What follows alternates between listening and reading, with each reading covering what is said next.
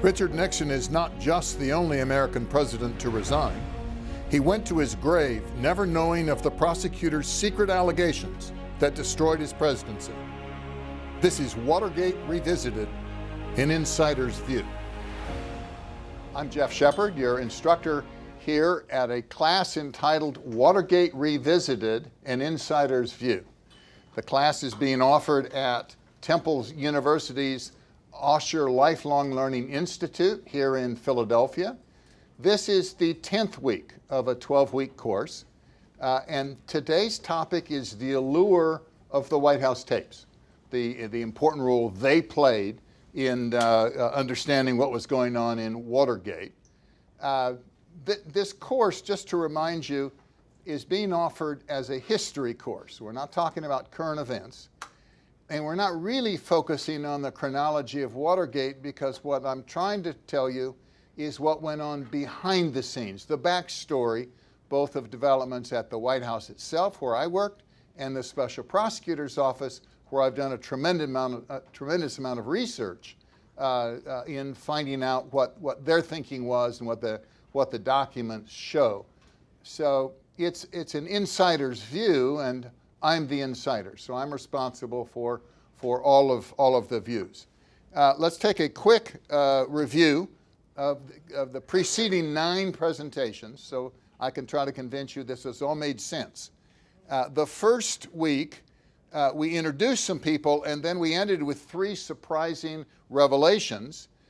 There were secret meetings going on between the judges and the prosecutors, a lot of them.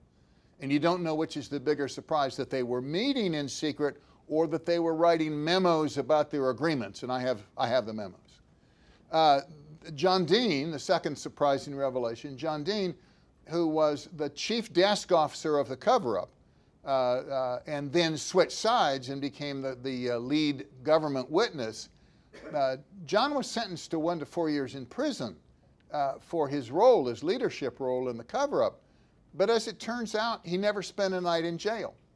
And the jury, and maybe the American public, was led to believe he was being punished, but in reality he was not. He was a kind of a setup.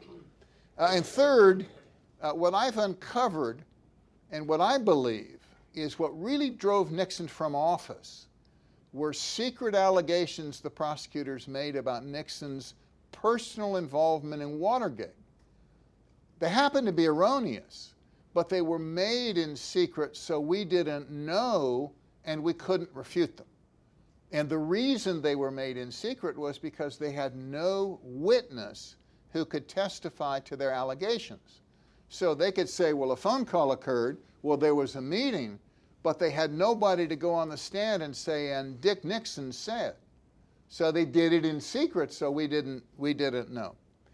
Then beginning in week 2, we kind of did an introduction to the 3 most important time periods where what you saw on TV differed so much from what was going on behind the scenes. And then we spent a week on each of those. First was the aftermath of the break-in arrests when we launched right into the cover-up. I mean, the people who were responsible for bringing you the break-in were terrified of being discovered, and so they launched and orchestrated the cover-up.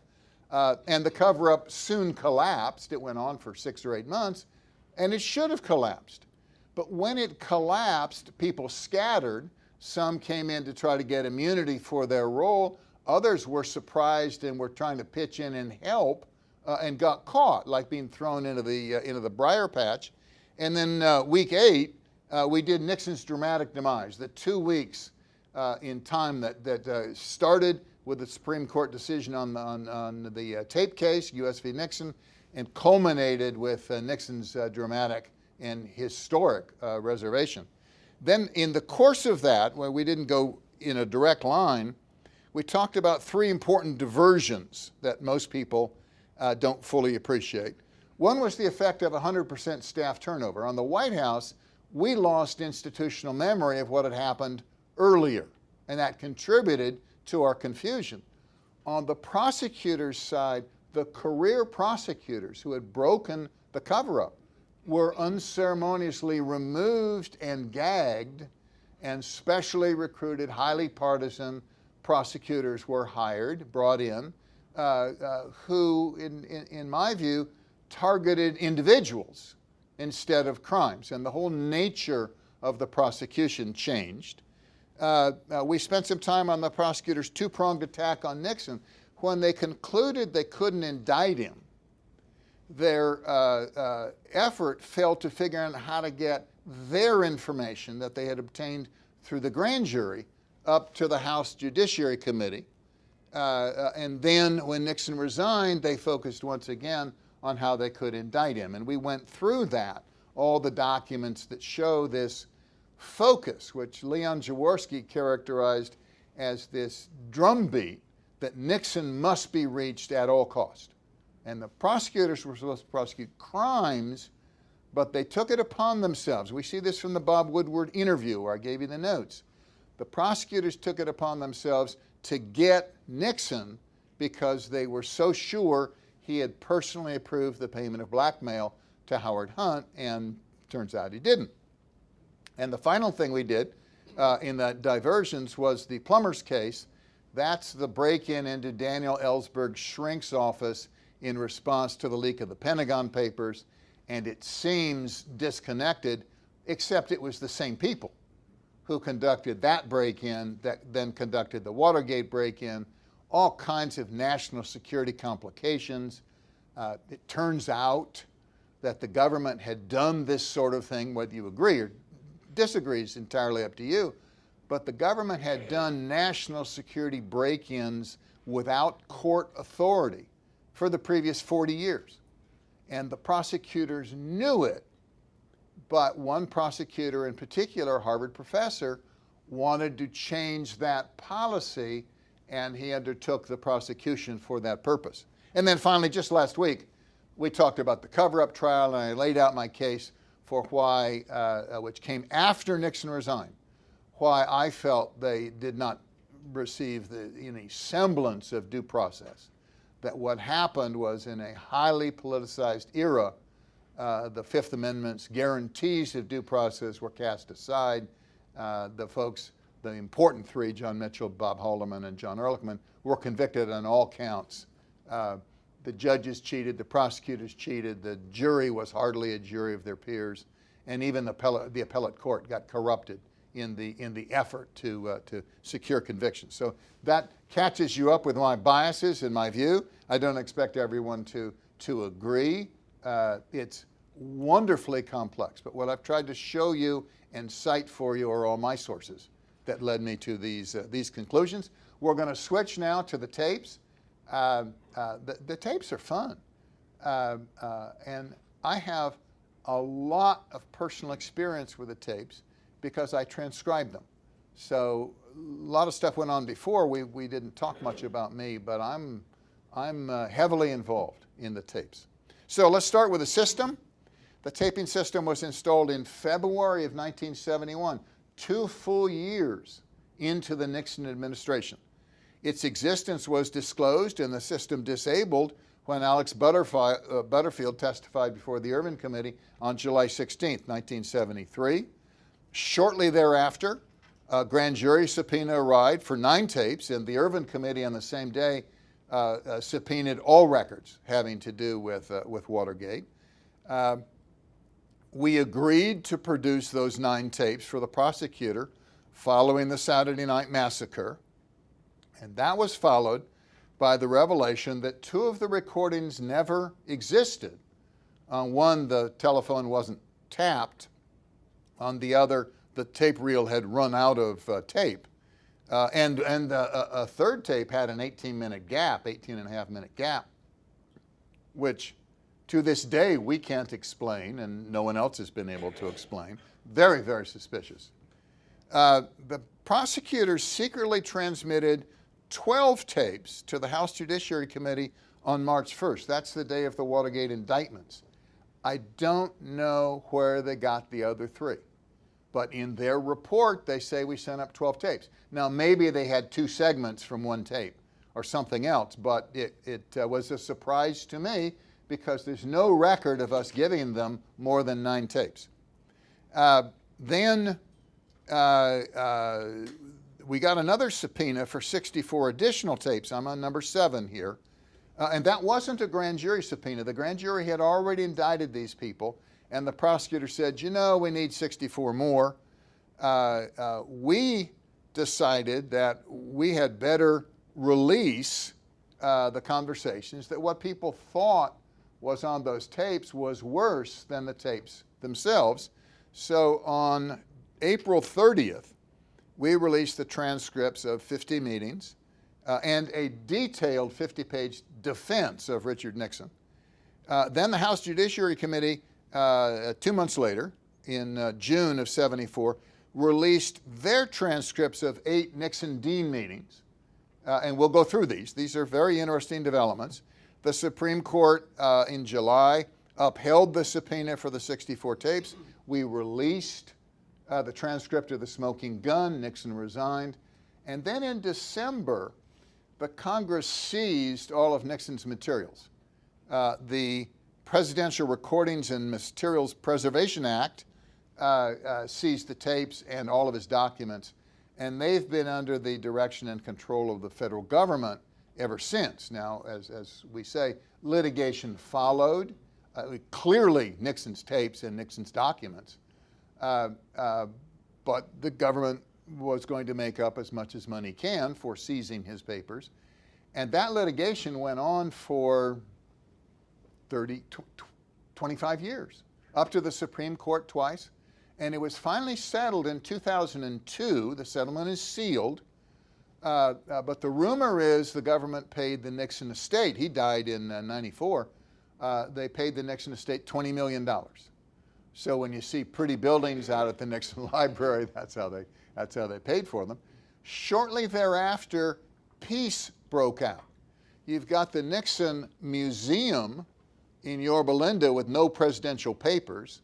You have the archives holding the presidential papers in Washington, D.C., and Julie Nixon and Jerry Ford negotiated a deal where they amended a budget resolution to no longer require the Nixon papers to be held within 10 miles of the Capitol. Everybody knew what was going to happen. The Nixon Foundation gave the use of the Nixon Library to the National Archives, and the National Archives agreed they'd put the papers out there. So while the laws that govern it are slightly different, it's now a real presidential library. And if you want to listen to the tapes on site, you go there to Yorba Linda. If you want to listen to the tapes in Washington, you go to College Park, Maryland, where Archives 2 has the papers of the special prosecutor, because they weren't working on the White House staff. So you can do it there. Or you can go on 2 sites online, and we'll come back to them in a few minutes, and you can listen to the tapes if you want. Okay, what about Nixon's system? Well, every president since 1940 has used recording devices. Franklin Roosevelt, when he held a press conference, he'd call in the written press, talk to them in the Oval Office, they go write stories.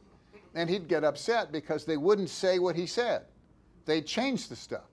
So he had a naval corpsman sit in an air conditioning shaft under the Oval Office, taking shorthand of what he said, and he was ultimately replaced by a Westinghouse camera based on wire rope, the little thin woven wire that was both a movie camera and an audio recording. They only wanted the recording.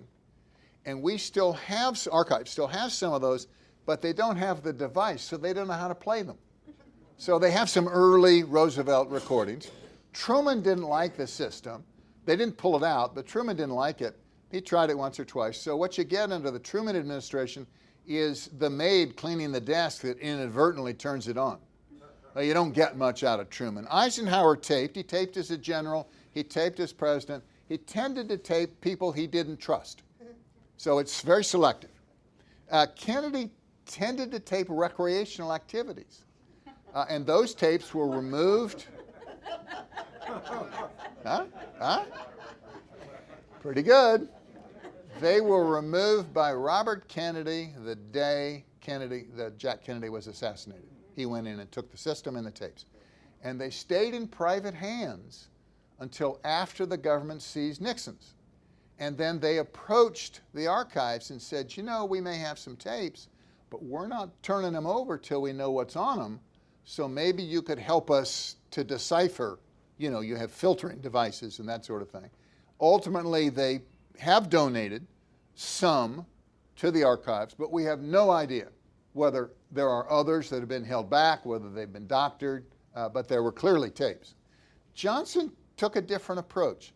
Remember, Lyndon was Senate Majority Leader, and what he loved to do was tape telephone conversations when he was negotiating for votes. And then he'd call the staff in and say, see, I got his vote, I just had to give him a post office or something else. There's a 2-volume set on the Johnson tapes, but he reused them. They were played afterwards and then they'd tape over, so it wasn't done as a record. And then you got 2 stories about what happened to Nixon. One story, which is Nixon's, is that Don Kimball, who was the head of PepsiCo and a big Nixon supporter, was down talking to LBJ and said, you know, is there anything you wish you had done differently besides the war? And Johnson said, yeah, I wish I had taped more. I'm trying to write a biography, and I can't remember. You know, I just can't get stuff in order. So Kimball came back and said, you know, we ought to start taping. Bob Haldeman said, no, I never talked to Kimball about this. From day one, we were trying to figure out the best way of keeping an historic record of what was going on inside the Oval Office. We were making history. And the first thought was have the staff guy who's sitting in the meeting write up what happened. And the trouble was it was too biased. The staff guy would say, and then the president in this brilliant reaction or something else, and they couldn't trust it. So they were going to have Vern Walters, he's the deputy director of the CIA who figures in the smoking gun tape, a photographic memory. Have him just sit in the meeting and then afterwards write it up. And they thought it would foul up the meeting. So they decided they didn't want to do that either. And then came this idea of why not tape? You know, what the heck. But they did it in a unique way, okay? It's operating for 2.5 years. They first tapped the Oval Office and the Cabinet Room in February of '71. 2 months later, they tapped the telephones, selected telephones, and the EOB hideaway office. Each afternoon, Nixon would go to an office in the EOB to think and to talk with his 2 or 3 of his most intimate staff members. There are 950 reels of tape with the capacity for 3,600 hours, but sometimes they change the tape and it's only half used. Sometimes somebody's vacuuming and the tape is picking up the vacuuming. So there are about 3,000 hours of tape. It was put in as a reference aid for Nixon. Nixon wasn't going to work after he left office. He was going to be one of the youngest ex-presidents in our history. He was going to write books. That's what Ike did. So these were solely for him to refer, I mean, he'd been in the meetings, but to refresh his recollection of what was going on. No tape had ever been referenced or used by the president until the system was disclosed. So they just kept, the Secret Service would do it, they just kept piling up tapes. But there was not, let's go back, he'd been in all the meetings, he remembered how things worked. It was automated. This is a brand new breakthrough. Technology can bite you. Boy, did it bite Dick Nixon. They didn't want him to have to turn it on. So what they did is really unique. The Secret Service in their headquarters has a locator board, and it's 6 lights named.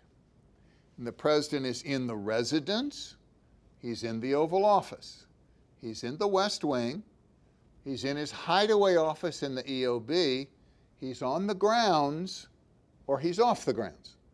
So the Secret Service can look and know immediately where the man is. If and only if that light was on, did a Secret Service agent turn on the recorder. Now, I used to think it was wired into the locator board, but that's not true. At least that's not what they say today. They say when the president came into the Oval Office, the Secret Service turned on the machine. And then it was sound activated. So we miss the first 2 or 3 words every time it spools up. Zwerp and I think, or zwerp and second. I mean, you miss a couple words, okay? And finally, I'm at the very bottom now. You got it turned way up because he's not giving a speech. He's just talking to somebody. And then Manolo, the valet, puts down a cup of coffee, and the mics are right on that blotter.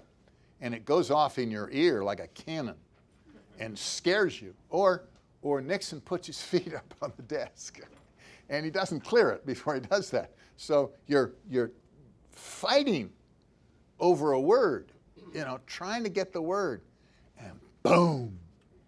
That's how it went. Okay. This is really kind of cool. When the time came to figure out which tapes were wanted, they keyed off what's called the president's daily diary.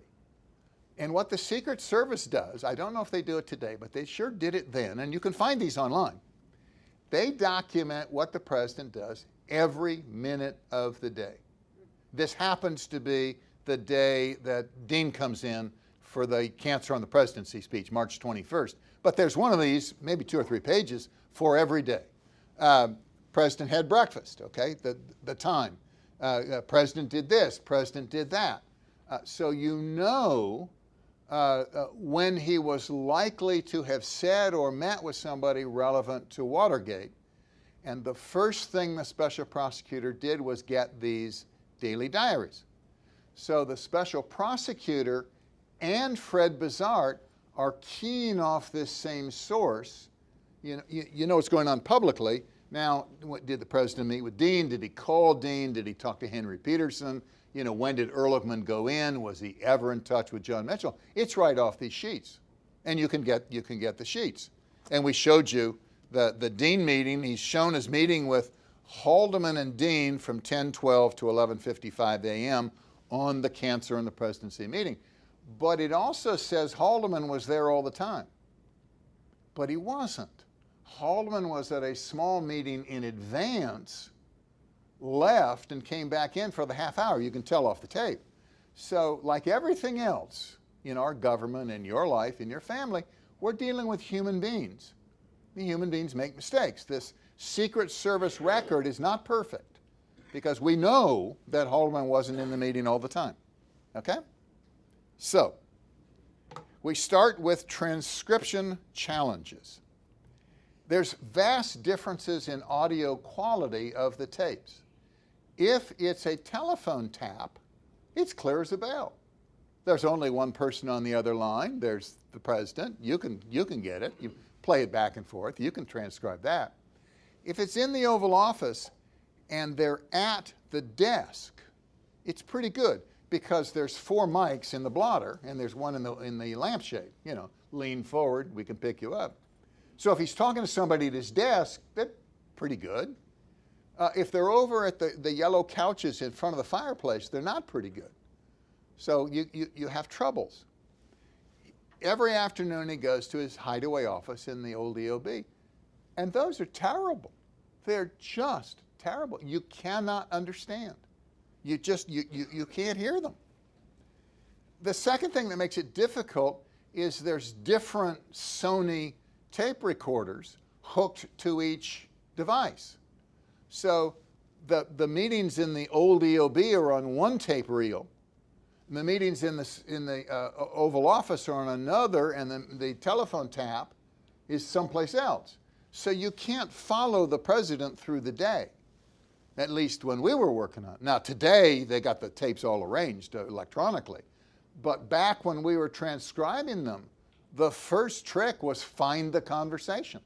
You had the daily diary. Fred would say, go find this one. And he would have listened to it. Go to 2 for a second. Okay. Oh, I skipped one. The National Archives maintains that the transcripts are not the historic record. The historic record is the tape and the oral sounds that you get off the tape. There are no official National Archives transcripts. They'll show you the transcripts that were prepared by the prosecution. They'll show you the ones we prepared. They'll show you the ones the House issued, but the archives itself doesn't do that. It's interesting. I used to think they should cut and snip the conversations so you could follow the president through the day. But you can do it now off the daily diary. If you go in the National Archives, it tells you the tape that's relevant to each thing that he does during the day. When we agreed, we're down to me, my favorite topic. When we agreed to turn over the tapes, Fred took me aside, he's the counsel to the president, and he said, you know, Rose Woods and Marge Acker have done the first cut on these transcripts, but we're going to have to turn these over, and we had blessed well better know what's on those tapes, so we don't get surprised. They've just transcribed them like you take shorthand. You can follow the conversation and reach for those words that they didn't spend any time on. So I have personally spent hundreds of hours playing the tapes, okay? Starting with October 23rd is when we announced we would turn them over. We didn't actually turn them over for another month and a half, because we took them transcripts. They couldn't figure out what was going on. So I polished Rose Woods and Marge Acker's transcripts. And I was working from, because once we turned them over to the court, copies made on a high-speed device out at the National Security Agency, which turned out to not make really good copies because they were done at high speed, and it blurred the sounds. On my machine, the erase function was removed. So I only worked from copies, except for the smoking gun. I couldn't erase. And there's this buzz, and you just can't get rid of this buzz. So we bought a graphic equalizer that would take out that 1 megahertz sound. So the conversation got a little bit vague, but you didn't have that one buzz. And Fred would have listened to it before, given it to Rose to do the first cut. So they would tell me on reel, I'm making this up, on reel number 42, at 220 feet into the reel, that's where the conversation begins. We want you to, here's the transcript, we want you to test it against the tape recording. So I didn't have to find the specific reel that the conversation was on, but the footage changes every time you rewind. So we got a little bit smarter, and we put a piece of paper in the reel, you know, where to find the conversation. A half hour just to find what you were supposed to transcribe. And then I want to talk about the expletives deleted, because this is where it fit on the slide. When we went to release, the president had a habit of swearing, and we didn't think it was presidential. So the decision was made to remove the swearing. Only for the president. We didn't care if somebody else swore in the presence of the president. And what he did was use the adjective goddamn. He used it all the time. Lock the goddamn door, you know, when he was talking to people. So they were going to pull goddamn. And I was doing it, you know, pull this out of the transcript. And I went to Fred and I said, you know, we're pulling an adjective. Now, when this gets printed, people are going to think there's another word there. You know, that other word begins with an F, and it's going to look much worse. Why don't we pull the word God and leave the word damn so they won't think that he's swearing like Lyndon Johnson used to swear? Okay? Because with two exceptions, the entire time, all he does is goddamn. And that went up the flagpole. I did not discuss these things with the president. I talked to Fred. Fred talked to the president. And the answer comes back down, nope, pull the whole phrase. And Nixon felt it was worse to use the Lord's name in vain than to have people suspect he used some other words. And upon reflection, maybe he was right. I mean, he was really worried about his mom. His mom had passed away, but the idea that he had been swearing, he didn't even know it. You know, it was so natural. He was so habitually swearing. But it's entirely possible that you could make a case that his core believers were very religious people, and this would have been worse. In any event, that's the saga. I am the expletive deleter. So we come on April 30th, 1974, we released the transcripts of 50 conversations.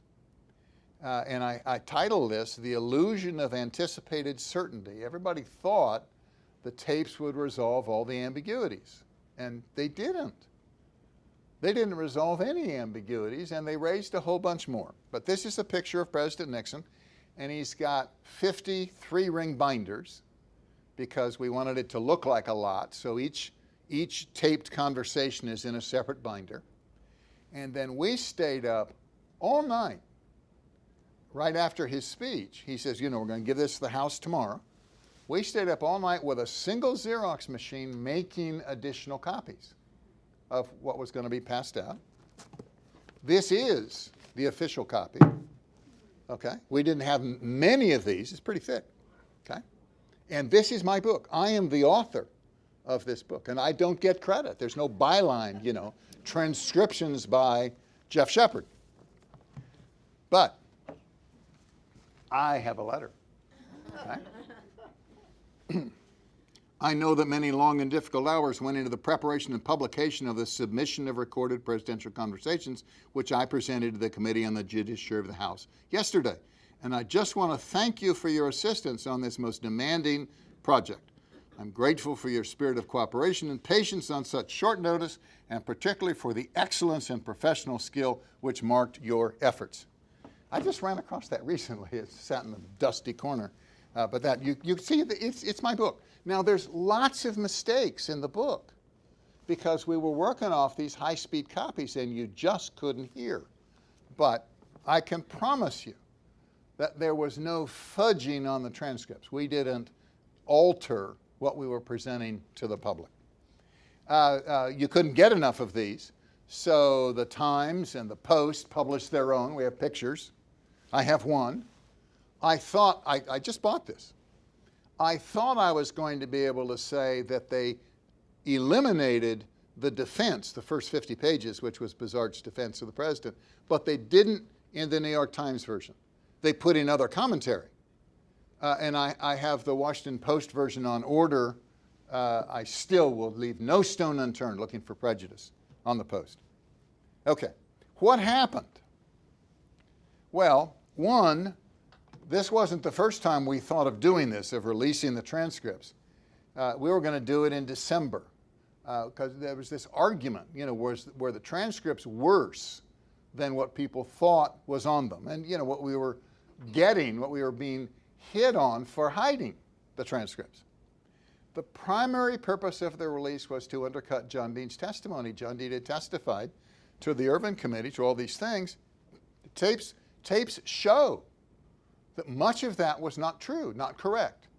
The prosecutor, I told you before, I showed you, it's in one of my books. The prosecutor had a memo prepared earlier that year which detailed some 19 material discrepancies between John Dean's Ervin Committee testimony and what's shown on the tapes.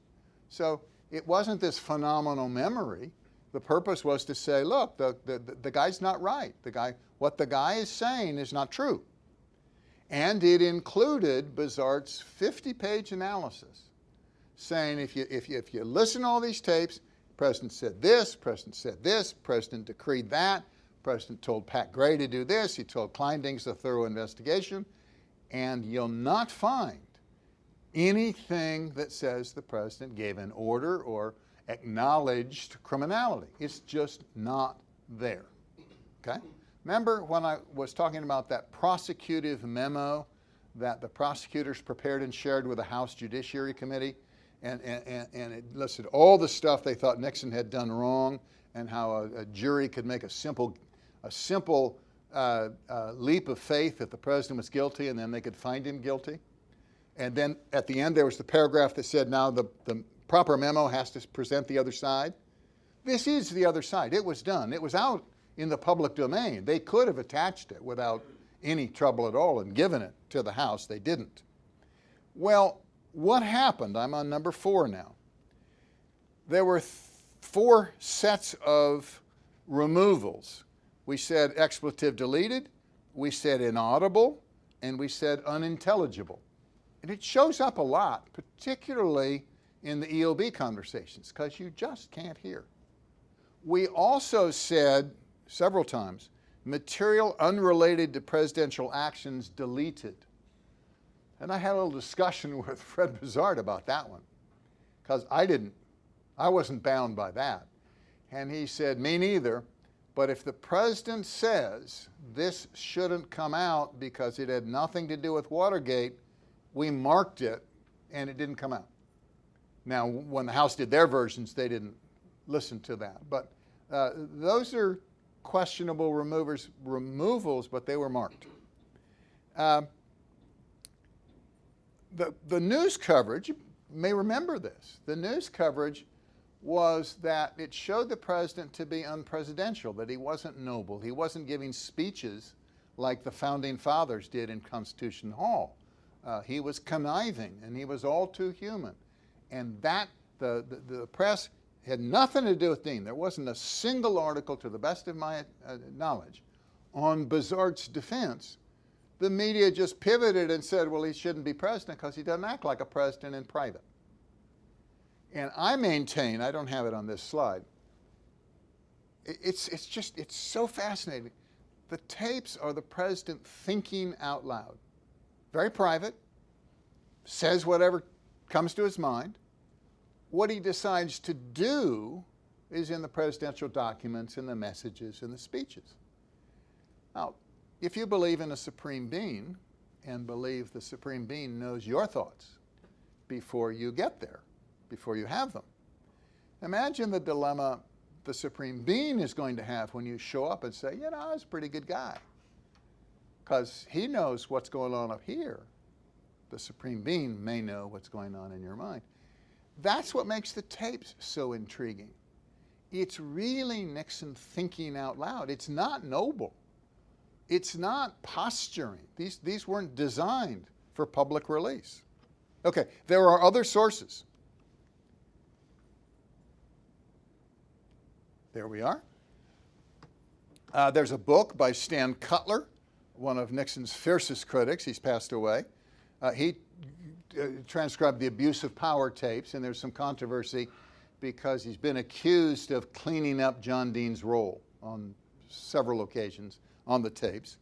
There's a professor down in Texas named Luke Nichter who's published 2 books, The Yellow and the Green, on the Nixon tapes, and he runs out of his own pocket www.nixontapes.org, and you can go on and sort through and see the articles. Neat guy. He's the current expert on the tapes.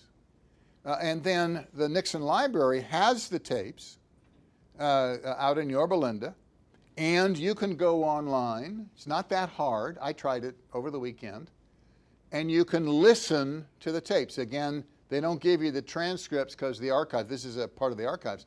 The archives doesn't believe the transcripts are official. You can access what other people said about them, but you can't access an official version of the tapes. I want to cover this. Why did Nixon destroy the tapes? Because I may run out of time. We're going to go through some of the tapes, but I don't want to run out of time. So most people would agree if the tapes hadn't become public, Nixon would have survived, that he would have finished his time in office. So why didn't he destroy the tapes? And this is all speculative on my part. One, when Butterfield testified, he revealed it to the House on Friday. He didn't even bother to tell Al Haig till Sunday afternoon that he had done this because he didn't think they were going to call him, but they called him for Monday morning.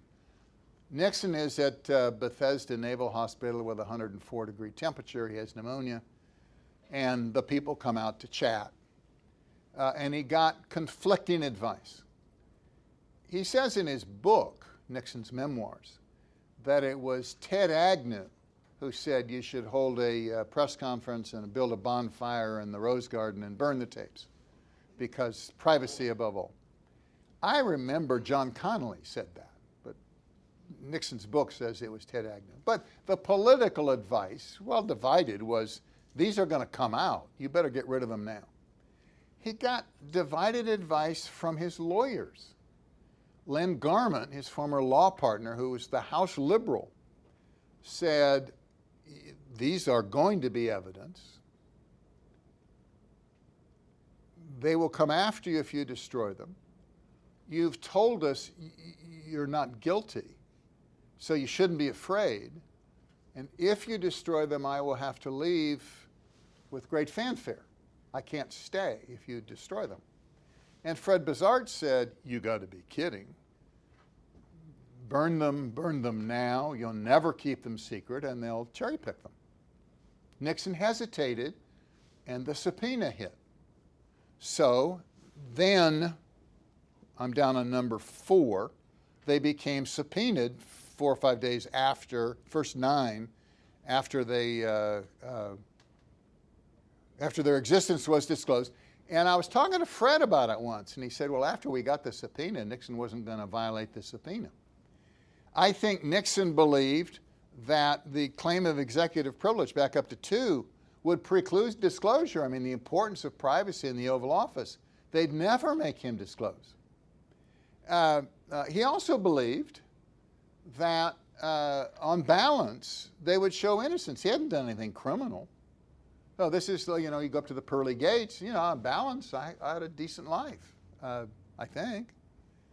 And then down on 5, there was no assurance. Remember, it happens all around him. He's not involved in taping. There's no assurance there aren't duplicates somewhere. So he could do this great fanfare and then stuff starts popping up. I tend to believe number 6. After they put the system in, number 6 says, would destroy reference records needed for post-presidency books. After they put in the taping system, they stopped making notes. So if he burnt the tapes, he lost 2.5 years of records that he was going to need to write his books. So in a way, if he burnt the tapes or destroyed the tapes, he was ripping up his pension plan, because that's what he was going to do. And finally, Nixon didn't know how the system worked. He didn't know where the tapes were stored. He didn't know how to erase them anyway. So the idea of Nixon destroying the tapes by himself is a non-starter. I talked with Fred about this too. You know, his temperature keeps going up, you know. And this is toward the end. This is after the Supreme Court decision on July 24th that says you got to turn him over. I said, you know what? What about this? And he said, nobody's going to do it for him anymore. If he wants to destroy the tapes, he has the ability at his hands. And I said, what do you mean? I mean, you know, there are 900 tape reels. He says, all you need is an electromagnet, and you wave it around in the tape room, and that's it. You don't have to destroy them, you just disable them. But even that would have been a challenge for a non-technical president. So what we're going to do now, we're going to comment on 6 tapes. Okay? The 18-minute gap, the conversations leading up to his resignation, and the smoking gun. So we'll start with tape 1 of 6, the 18-minute gap. And I'm intimately involved, so since we can't solve what happened, I'm going to tell you my role. Rose Woods admitted that she'd inadvertently erased 3 to 5 minutes of this tape. She was working from an original. The phone rang, she reached. You probably saw the picture on the cover of Newsweek, the Rosemary Stretch. That's all fake. That was in the ceremonial office. She wasn't transcribing in the ceremonial office. There was a little closet where they left it set up. And Rose Woods or Marge Acker would go there and get silence to work on these tapes with headphones. And the difficulty was, we said we're going to turn the tapes over on October 23rd. Bizart discovers the 18-minute gap. He told me. Now, other people say that can't be, it doesn't make sense. But Bizart told me on November 23rd that he discovered the gap when the specialist from NSA was making the high-speed copies and said there's a gap we can't explain. He then went to Jaworski, said we got this gap. If you'll work with me, we can figure out who did it, because Bizart thought it was Rose Woods. And Jaworski says, well, good luck. We got to go tell Sirica right now. So they go to tell Sirica. Sirica says, oh, what fun. Got to have a court hearing this afternoon. We have to disclose the existence of this right away. Well, that precluded catching anybody, and the only person who could testify was Bizart, and he didn't like being put on the stand while the lawyers had a field day cross-examining him about a gap on the tape that he had discovered but hadn't caused. So he told me that he thought it was Rose. He wouldn't talk to her. He told, through intermediaries, you better go get a lawyer. Go lawyer up. And then after Rose testified during this evidentiary hearing and denied any involvement other than 3 to 5 minutes, she came back to the White House and was throwing furniture around and upset. And Bizart thought, maybe she's right. Maybe she didn't do it. So he got that NASA guy, NSA guy, and they went into Rose's office after hours and tested the machine. And the guy could make the machine buzz. So Buzz, Fred Bizart says to me, you need to find a tape expert who can testify that that's the problem. And that's what I was supposed to do. I talk about Haig's Thanksgiving calls. See that down there? We're with our best friends. A couple works on the White House staff. We're going to have Thanksgiving dinner at our house and go to Williamsburg for Thanksgiving's holiday. And we're the toast, Thanksgiving toast, and the phone rings. And I assume it's family. I'll get rid of this. It's back when he answered the phone. So I'll get rid of this. Well, it was Al Haig. And they discovered the 18-minute gap. He wanted to staff up. None of us take Thanksgiving off. That was the first of 4 phone calls from Al. I never made it back to the Thanksgiving table. And my job was show up, get the staff, get in on Friday after Thanksgiving, find a tape expert who could testify what was wrong with the machine. And we did. We found a guy from Westinghouse who showed up on Saturday. And what later became clear, although we were feeling our way. Remember those tensor lamps? I've told you this before. There used to be these tensor lamps that consumed a massive amount of amperage.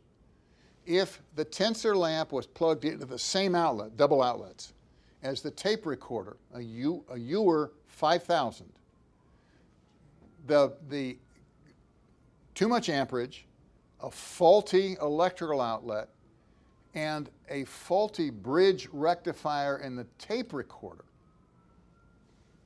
clearly caused the buzzing. Whether it caused the erasure, nobody can say for sure. We got 2 letters from hi-fi clubs saying we had the same problem with the same machine. It ate our tapes, so you guys aren't lying. But we couldn't prove it. So there were these tape experts, and the tape experts looked at the machine, and they said, well, this machine's broken. And they sent it out to have it fixed at a hi-fi shop, and the guy throws away the broken part, cleans the machine, and the machine wouldn't buzz. So the government itself destroyed the evidence. That's why nobody ever got prosecuted, because the evidence was destroyed. But there was a 78-day, I'm back on number 6, evidentiary hearing, and then a grand jury referral. There couldn't be any indictment, and there's no satisfactory resolution. We just don't know. Except for John Dean's book, came out in 2014. He has Appendix A, and he says, it may have been a big cause celeb, but it's historically insignificant because the White House didn't know anything 3 days after the break-in, so they couldn't have been talking about anything important. Go to tape 2. Tape 2 is this discussion that Ehrlichman and Haldeman have the sentencing week. This is Monday night. On Friday, Howard Hunt's going to be sentenced. He's asking for more money. We're going to build what happens in his blackmail demand. But this is a conversation. It goes on for an hour. I had a rough time finding it. I transcribed it 45 years ago. I have very distinct memories. And there's no transcript. And Luke Nichter arranged for me to be able to hear it again. And I had on my headphones over the weekend preparing this, this transcript. And the only thing that's funny about it is at some point, Nixon says, where is it? I'll get it. There it is. The president in the middle. He says, you know what I mean, the Congress, the people, the Harvards and the Yaleys, they don't know how to react to the philosophy. And there these two people are discussing Watergate. They don't have a care in the world. They don't think they're involved. They know John Dean's worried about McCord, but they don't care. And I maintain this is like Silver Blaze, where the inspector says, is there anything else you want to call my attention to? And Sherlock Holmes says, the incident of the dog in the night. And the inspector says, there was no incident of the dog in the night. And Sherlock Holmes says, yes, that's the curious thing. Because the dog didn't bark, therefore he had to know who the people were that were coming in to murder. Here they are, a week before the cover-up blows. There's no talk about, good heavens, how are we going to cover ourselves? What's going to happen? What do we do? They didn't know what was going on. They didn't know what John Dean was doing. My view. Tape 3. This is the end of John Dean's very famous Cancer on the Presidency meeting, meets for almost 2 hours.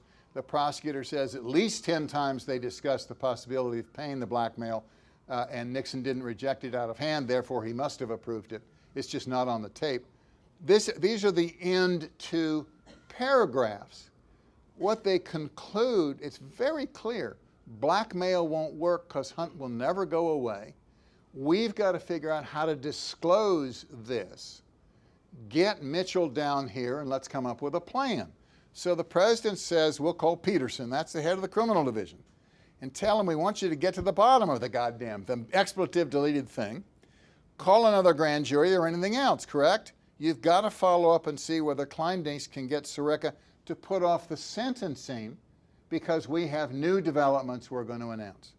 And Haldeman says, not right after, but Haldeman says at the end of the meeting, John Dean's point is exactly right. The erosion here now is going to you, and that's the thing we've got to turn off at whatever the cost. We've got to figure out where to turn it off at the lowest cost, but at whatever cost it takes. So what you have at the end of that meeting, you can say, well, they changed their mind, but the end of the meeting is clearly we're going to have to disclose. The question is how.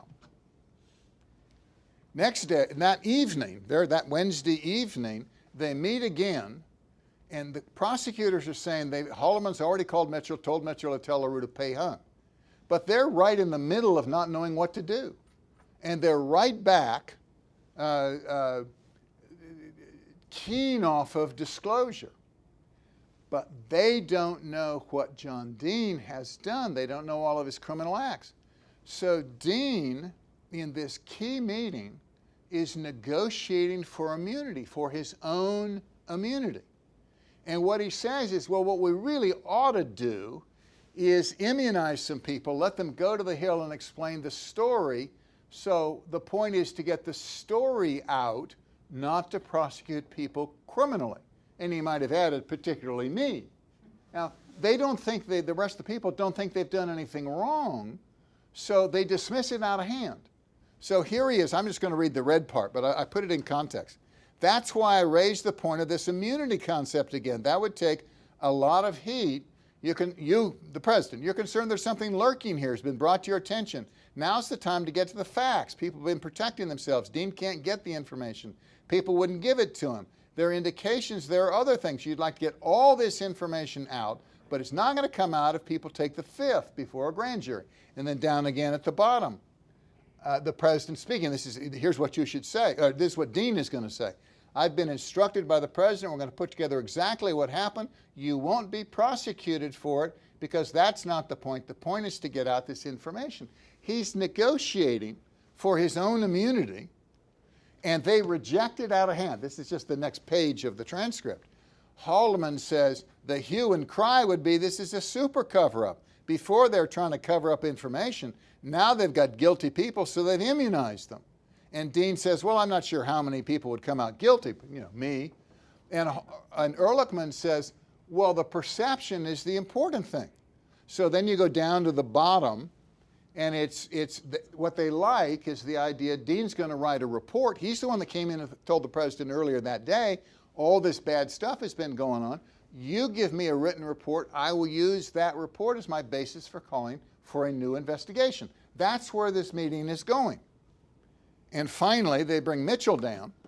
Now, Mitchell's been gone since 2 weeks after the break-in.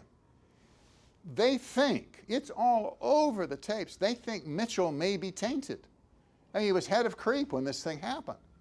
So what they're doing, they're bringing Mitchell down to say, the decision has been made, we're going to disclose. John, we're going to disclose, and we're going to call for a renewed investigation, and they go through that. But the most intriguing thing, I'm hurrying up because we're running out of time, is the Stonewall quote from that same meeting. This is the old EOB. The House printed its own transcripts, okay? They said they had better equipment, they had better quality tapes. They may have. And they discovered what's called the Stonewall quote, and they put it out for the first time. And it says, this is Nixon talking to Mitchell, I don't give a shit what happens. I want you all to stonewall it, let them plead the fifth, cover up or anything else. If it'll save it, save the plan. That's the whole point. So they said this is proof positive Nixon was in on the plan from day one. It's right there in black and white. Now, what's so intriguing? This is an EOB tape. You just can't hear. So you hear what you want to hear. You want him guilty, you hear those words. You want him not guilty, you hear other words. These are the words I heard even back then. This is not something I made up over the last weekend. At the time, I have them parallel. I don't give a shit what happens. Go down and stonewall it. Tell them, he's talking to Mitchell, tell them plead the fifth, cover up anything else. If it'll save them, if it'll save it for them, that's the whole point. Now, previous in the conversation, he talks about Sherman Adams. And he was vice president when Sherman Adams was caught with a vicuna coat, and Ike wouldn't even talk to him. I mean, he was out on his tail within a day. And Nixon's point to Mitchell, his best friend, is Sherm never got a chance to explain. He was just banished. We're going to call for a new investigation. Each person can make their own decision on what they're going to say. I don't care if they stonewall it, plead the fifth, cover up, if it'll help them.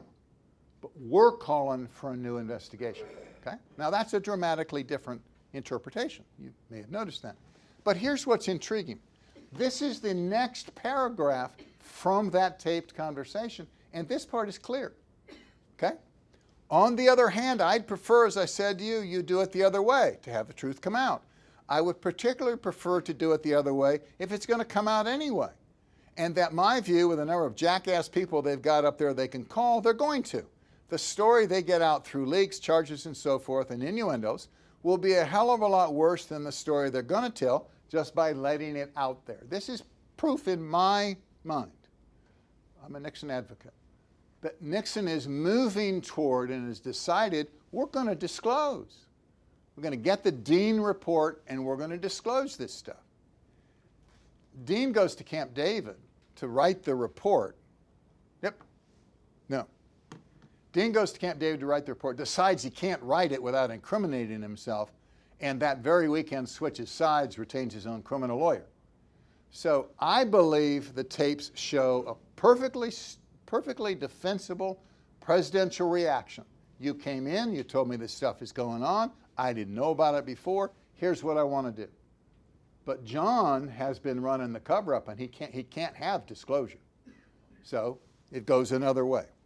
Nobody else believes me. Last tape. Tape 6, the smoking gun. We have just a couple more minutes because this is key. This is why he resigned. Remember? Smoking gun. I transcribed it. Robert Allen, who's a Texas oil man, forwards 4 checks that David Manuel Ogario has cut, cashier's checks, and he forwards them to Murray Stans, the head of finance at CREEP, on April 5th. Dwayne Andreas, totally unconnected, he's the CEO of Archer Daniel Midlands, big Democrat, chairman of Humphrey's re-election campaign, sole trustee of, chairman of Hubert Humphrey's campaign, sole trustee of Hubert Humphrey's blind trust. Huge Democrat, playing both sides because he thinks Nixon's going to win. $25,000 in cash left in his Miami condominium before April 7th. April 7th is the day the campaign finance law goes into effect. After April 7th, you got to disclose the donor. Before April 7th, you don't have to disclose the donor. If you want to be unannounced, get your money in early. CREEP has raised $10 million before April 7th. Lots of people want to give but not be publicized. Ken Dahlberg, who's head of Midwest fundraising, goes down to the Andreas apartment. I'm on number 3. He takes the $25,000 in cash and he doesn't want to be wandering around with that much cash. So he buys a cashier's check in his own name. He gives the cashier's check to Maurice Stans at CREEP. So now Stans has 4 cashier's checks from a Mexican lawyer and 1 from a bundler that works for the committee to re-elect. And they're worried because they come to Stans after April 7th.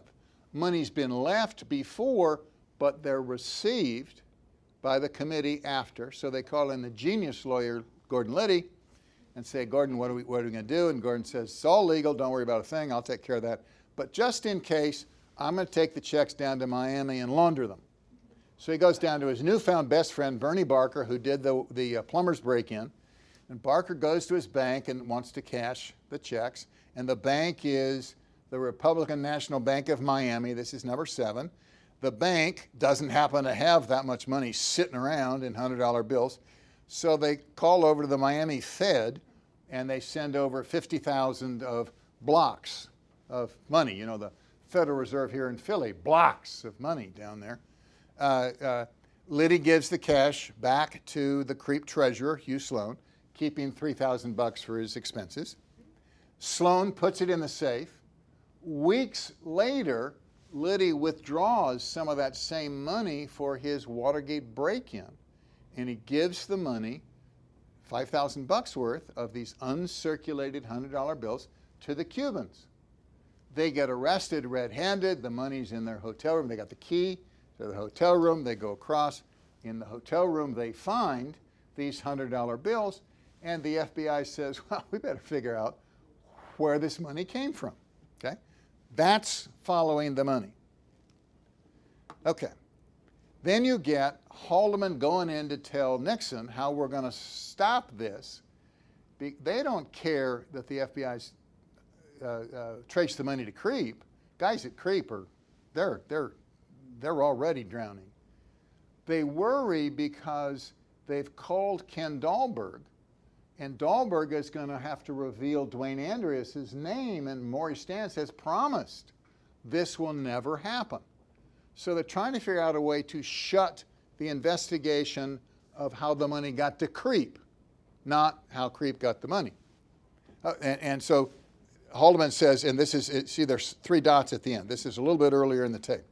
The FBI's investigation is going in a direction we don't want it to go. And they chit-chat, and the president asks, they've traced the money. Who did they trace it to? And Haldeman says, well, they traced it to a name, but they haven't gotten to the guy yet. That's because the guy is calling Maurice Stans saying, help me, help me, help me. Would it be somebody here, says the president. And Haldeman says, Ken Dahlberg. And the president's reaction, who the hell is Ken Dahlberg? And Haldeman says he gave $25,000 in Minnesota, and the check went directly to this guy Barker. That's the cashier's check that went down to Miami. It isn't from the committee, though, from Stans. Yeah, it is. It's directly traceable, and there's some more from some Texas people that went to the Mexican bank. They'll get their names today. And what they're trying to do is shut off that part. That's what the president agrees to in the smoking gun. Get the CIA to tell the FBI not to interview these two guys, Ken Dahlberg and David Ogario. So then you switch to other sources that aren't on the tape, okay? Here's Maurice Stans. He did a book. It's possible to select the most ironic of all the cynical events of Watergate. Final act of Nixon's downfall came when he was forced to release the smoking gun tape, which in his own words tied him to the cover-up, something which he denied all along. The specific act was his attempt to thwart the FBI investigation of the Mexican money by directing the CIA to block the path. Next one. Benvenisti and Sirica, they're talking about the trial. So Benvenisti says it's extremely rare for a defendant in any type of case to confess guilt under cross-examination. Haldeman did no less. Part of the conspiracy was defrauding the U.S. through using the CIA to tell the FBI.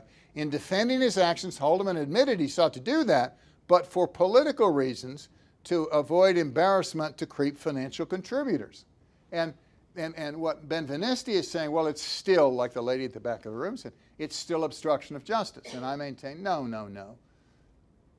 Trying to prevent the disclosure of prominent Democratic donors doesn't have the requisite intent to obstruct justice. They didn't try to obstruct the FBI investigation. It was the interview of these two people.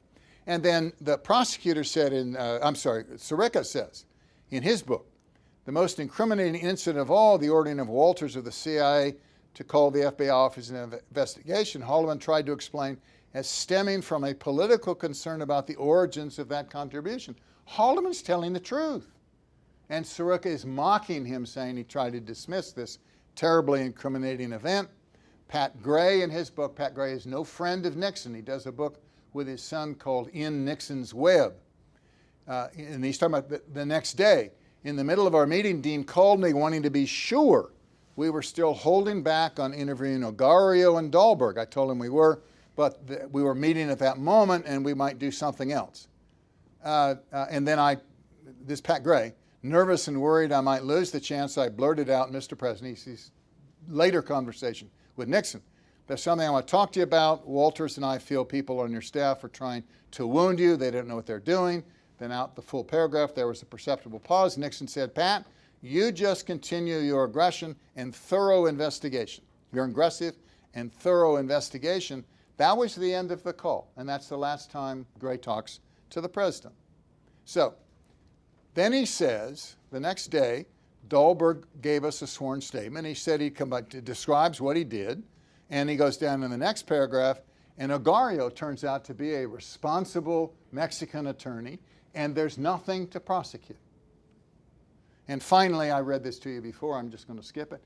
Dean gets around in his 2014 book to say, well, son of a gun, the lawyers misunderstood all along, the smoking gun's been misunderstood, and if Nixon's lawyers had known what was going on, Nixon would have been able to survive. Down at the bottom, had Nixon known that, he might have survived its disclosure to fight another day. And in short, the smoking gun was shooting blanks. So that's the smoking gun. That's the 6th of the tapes I promised to go through. Your head should be spinning, but you can find these quotes online. All these slides are posted on the Allure website. So what about the tapes? This is my last slide. I use a biblical analogy. You can, I mean, there's 3,000 hours of tapes. You can quote or find something to prove anything you want. It's just all over the place because Nixon's thinking out loud. Haldeman, in his defense, wrote a letter from prison, and he said, you know, you shouldn't hang people for casual statements. This isn't an act. This isn't a written document. People express thoughts all the time. They're written on the wind. And I think, number 3, you need to think the tape's Nixon thinking out loud. Remember, this is our conclusion on this part. If Nixon had been in on the cover-up, much less directing it, the proof would be all over the tapes. But it's not all over the tapes. They're delightfully ambiguous. You strive for the next word. When I was Transcribing them is like reading a novel. You didn't know what was going to happen on the next page. But there's nothing definitive on the tapes. That gets us to our Q&A. I thank you for listening. I have one thing to do before we start. The question was asked toward the end, why did I think it was so significant that the trial would have been different in Baltimore or Richmond? And I want to go over that just a little bit more. On the appeal, the defendants made a big thing out of this. They paid for a survey, and they felt the survey showed the likelihood of conviction was 50% less in Baltimore or Richmond. Okay? Why is that? Well, remember, Nixon won every state, so except the district and Massachusetts. 60% of the people in Maryland and Virginia would have voted for Nixon. And while the trial would be in Baltimore or Richmond, the jury pool is whatever U.S. Attorney district that's in. So, like, we're in the 3rd District of Pennsylvania, the Eastern District of Pennsylvania, part of the 3rd Circuit. It's huge. It goes up to Wilkes-Barre. You'll get all kinds of people from different walks of life who weren't watching Watergate every hour of the day. The district is 10 miles on a square. Diamond, there's no suburbs. At that time, it was really, really low blue collar. The people with means lived in Bethesda or Arlington or Old Town Alexandria. You got a different group of people, 80% of whom had voted Democratic. So it was a hugely different jury pool. I was talking about the intensity, and if you watched Watergate, you watched Watergate. But I'd suggest it's the difference between watching the Olympics and living in the Olympic Village, where every meal, every innuendo, that's what Washington was on Watergate. 52,000 column inches of news, 85% of which was negative. So not getting a fair jury wasn't criminal. Wasn't criminal. It's hard to say that there was due process. That concludes my chit-chat. We'll go to questions. Ma'am. I don't understand why Nixon wouldn't have defended himself, with that smoking gun tape. Was it more important for him to protect these Democratic contributors than to save his presidency? Certainly not at the time that the tape came out. Nixon had lost control of his defense. When they first got the subpoena for the 64, the question is, why didn't Nixon defend what was on the smoking gun tape? Forgive me.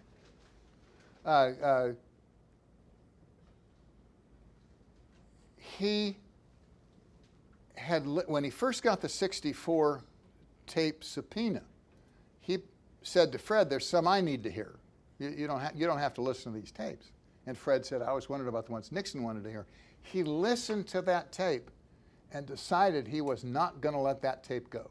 He was very worried about the tape. Now, I happen to think he didn't realize all the background. Haldeman wasn't around. Maurice Stans wasn't around to explain. But he clearly went out of his way to avoid disclosing that tape.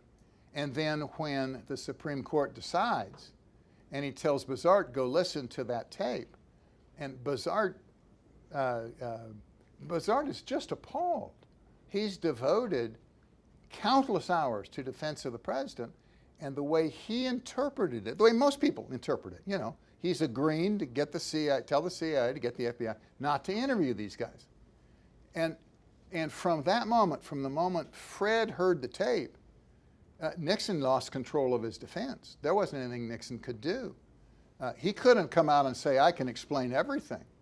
Because the lawyers said, when you announce this, the most important thing is you say you never told us. We've been defending you, and you've been hiding this from us and from the American people. Now, maybe in a different environment, Phil Locavara does an interview after Nixon's gone, and he says one of Nixon's problems was that he wasn't well liked. So when he got into trouble, he didn't have this goodwill to fall back on. And Jaworski writes him a terrible note saying, how dare you say that? You know, we got this guy good. But it's just, Nixon didn't have the facts I have. He didn't have the full story. And he was absolutely without defense, except his family. Absolutely without defense at the time we heard that tape. Ma'am. With these tapes, Nixon was, regardless of whether he referred to them or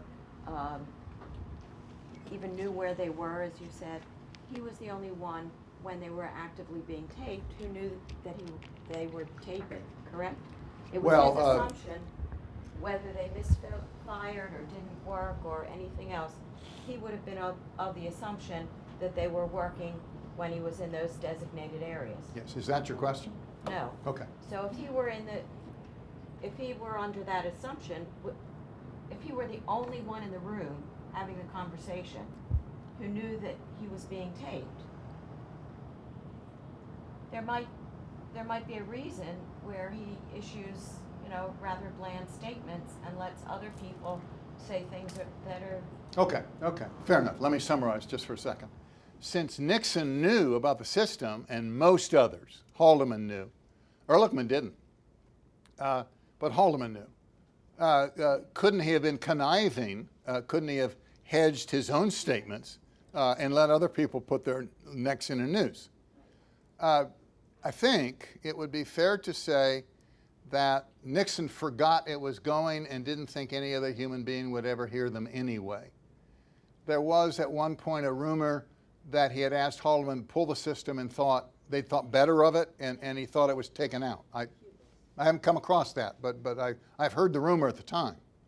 But he didn't think they'd ever become public. Now, having said that,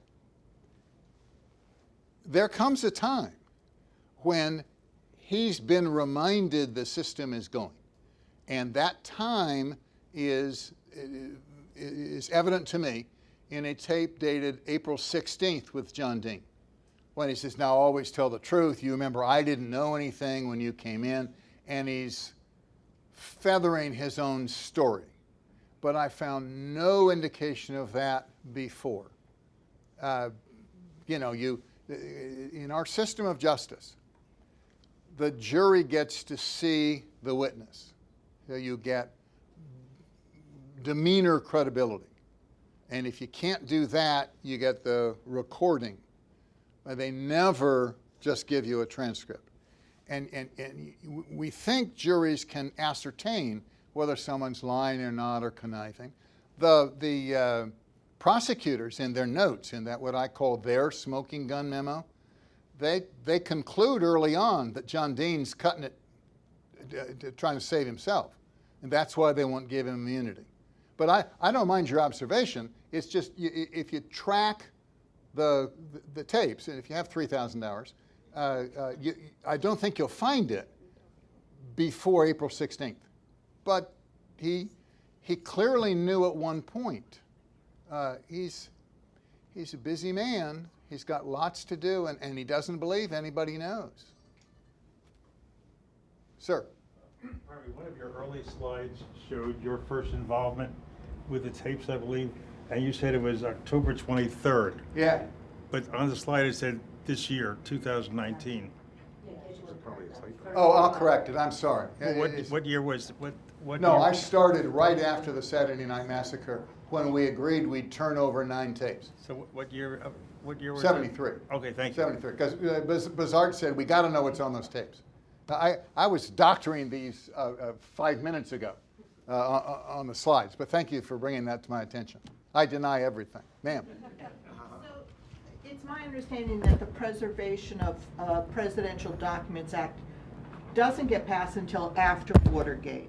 Yes. So why did Nixon not claim executive privilege on the tapes? Had he gone to court and fought it, those tapes would never have been released. No, that's not true. The question is, why didn't Nixon claim executive privilege and prevent their being turned over? That was the fight over the first 9 tapes, where the grand jury subpoenaed 9 within days of the disclosure of the system. Sirica, after hearing an argument, upheld. It was appealed by Nixon to the D.C. Circuit, and we argued executive privilege. And the D.C. Circuit said, don't make us decide, go work out a compromise.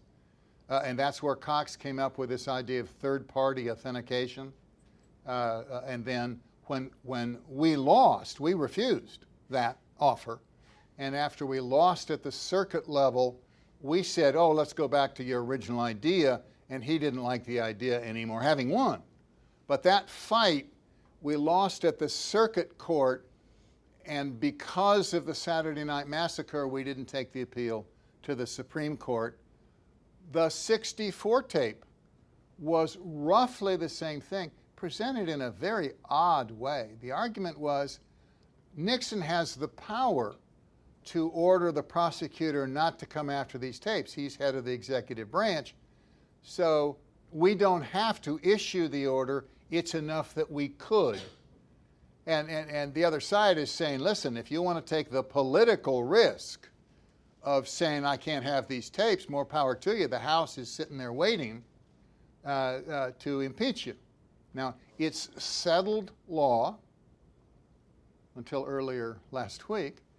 It's settled law that the House and the Senate can't extract documents that the executive branch doesn't want to give. That's pure executive privilege.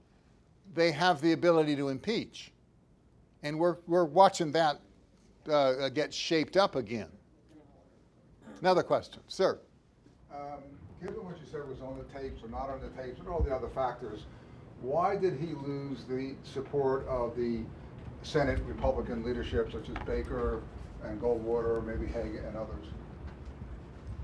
The question is why? How did Nixon lose his support? He had no support from Baker from day one. Baker wanted to run for president and decided in his own issue that he could snuggle up to Sam Ervin and look better. And that's why he hired as his counsel his campaign advisor for his last election. Goldwater was very disappointed in what else was coming out. Goldwater's one of the three who comes down and says, you got to resign because we're going to get massacred in the next November election. What Nixon really had going for him up until the end was the Southern Democrats. And they were keen off of Fred Bizarre, who was one of them. And as long as Fred was able to assure them, having listened to all these tapes, that there was nothing definitive on the tapes about Nixon's guilt, the South, the Southern conservatives, Democrats, but committee chairmen would stick with him. And then there's this key spot where George Wallace turns. I mean, you know, Ronald Reagan, governor of California, no involvement whatsoever. Every time something new came out, they'd rush out and say, do you still support him? Do you still support him? And Reagan adopted what became known as the 24-hour rule. Whenever something came out, he'd wait 24 hours to be sure that was the only shoe that was dropping before. And it gets hard if we couldn't get any lawyers to come defend Nixon because the press would camp out at their house, you know, and interview their wife or their kids at school. You know, how can your father defend the felon president? It's a herd mentality. We'll get to it in lecture 12. But when you get this kind of groundswell, it's very, very hard to fight or to counter. Nixon wasn't popular anyway. He had no friends in the media, none whatsoever. Other questions? Well, thank you much for coming. What we're going to do next time we're going to talk about what I think is the prosecutorial and judicial abuse. I've been telling you about these secret meetings. We're going to go through those documents they wrote so you can get a real appreciation of the deals the judges were making on the side that denied the people a fair trial. Thank you for coming.